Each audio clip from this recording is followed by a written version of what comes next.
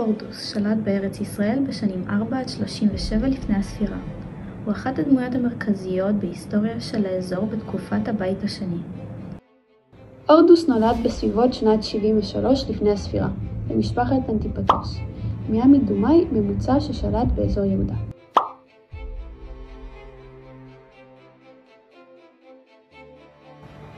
תקופת שלטונו של הורדוס נחרתה בזיכרון ההיסטורי בזכות הישגיו המרשימים והמרדפים הבלתי פוסקים אחרי יציבות שלטונית.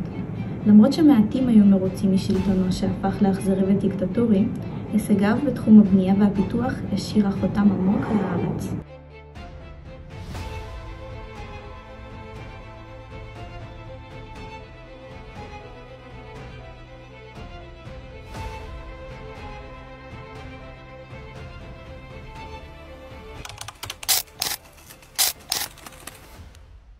הורדוס היה בן למשפחה אדומית שהתגיירה, ונחשב זר בעיני רבים ביהודה. הוא התחבב על רומא בזכות כישוריו הפוליטיים והצבאיים, ונבחר לתפקיד מושל הגליל.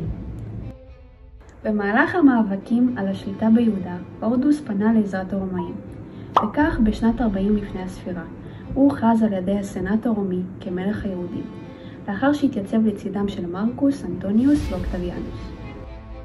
רומא העניקה להורדוס את הכוח הצבאי הדרוש לעטוף את אביו ולבסס את שלטונו, וכך, ב-37 לפני הספירה, כבש את ירושלים והחל את מלכותו.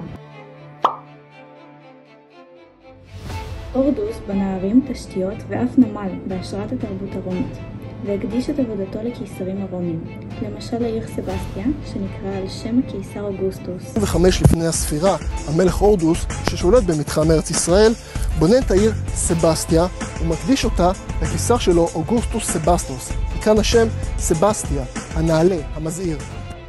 הורדוס תמיד ניסה לשמור על איזון בין היחס שלו לעם היהודי ובין נאמנותו לרומא. ולכן, בשביל לזכות בליבם של היהודים, הוא בנה את בית המקדש השני מחדש בצורה מפוארת.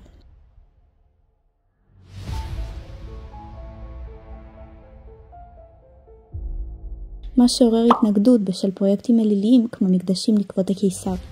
לאחר נפילתו של אנטוניוס במאבק מול אוגוסטוס, הורדוס שינה במהירות את נאמנותו ותמך באוגוסטוס. הקיסר חיבב את הורדוס והותיר אותו בשלטון. הקשרים שלו עם אוגוסטוס הבטיחו לו את מעמדו ומנעו סכנות מצד אויבים מבית ומחוץ. אחת ההשפעות החשובות של רומא הייתה הפיכתה של ממלכת יהודה לחלק מהעולם ההלניסטי. רומא הייתה לא רק הבסיס הפוליטי של הורדוס, אלא גם מקור השראה תרבותי שהשתקף בארמונות, במקדשים ובערים שהקימו.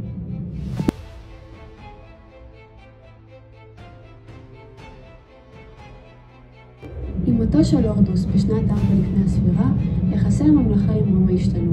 האימפריה הרומית חילקה את ממלכתו בין בניו, ולא השאירה לה את העצמאות היחסית שהייתה בימי שלטונו.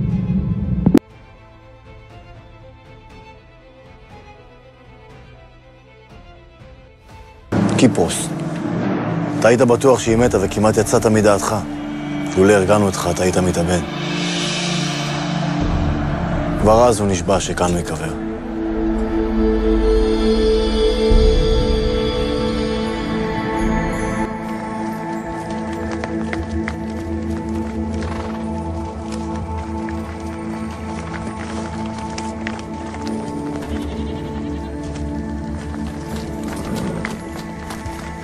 והוא אהב את כולן?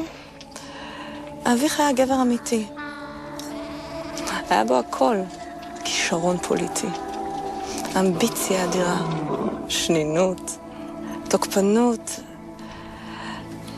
הוא היה גם בעל מדהים. שלומית,